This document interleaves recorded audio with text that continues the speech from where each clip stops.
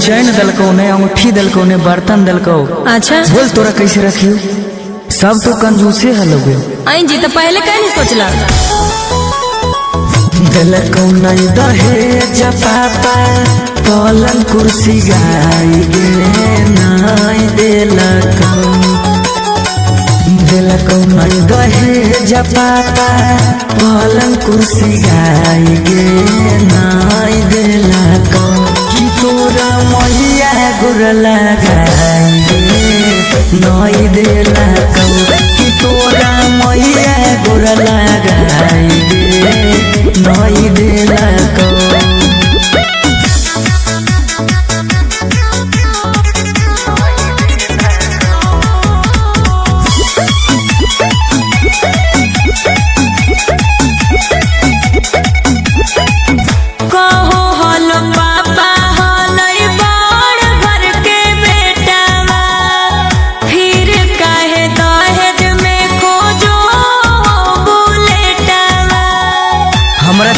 चाहे चाहे जहाँ से दे। अरे गछले हालो जे हमारा ना कुछ दिलको। मगुआ हालै झूठा साला कह के फसलको। देखा ऐसे नहीं बोला, जखनी मंगिया भरे में अच्छा लगलो। कितनो कर ले नहीं रखो। हाँ तो हम केस करबे। कहले हलो अंगूठी देबो दू भर के सिकरिया गे नहीं दिलको। कहले हलो अंगूठी देबो दू भर के सिकरिया गे नहीं दिलको। कि गछा के बाबू तोर सफरिया गे नहीं दिलको।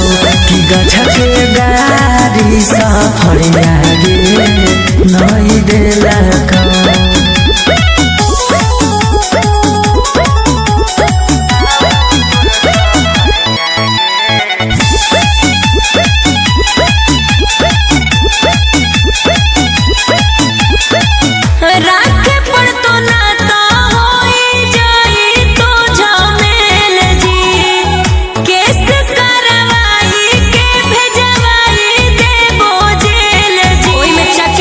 अच्छा अब धमकी देवे लगी। तब बोला केस करे चाहे तू लगा दे कौनो धारा।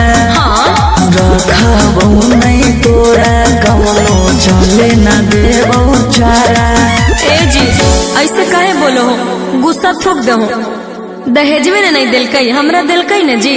दहेजवा हमरा से बढ़ के है। बोला नहीं तू कोई काम के नहीं जो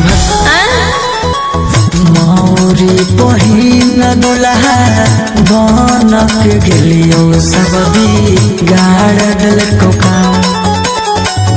मौरी पहिन दुल्हा बनक गेलियो सब बिगाड़ दिलको काम। कि गौआ टोलावा में हमारा घास गेल नाम। कि गौआ टोलावा में हमारा ई सब तोर भरम हको जी, कोई नहीं हंसते। हम तोर मेहरारू नहीं हो।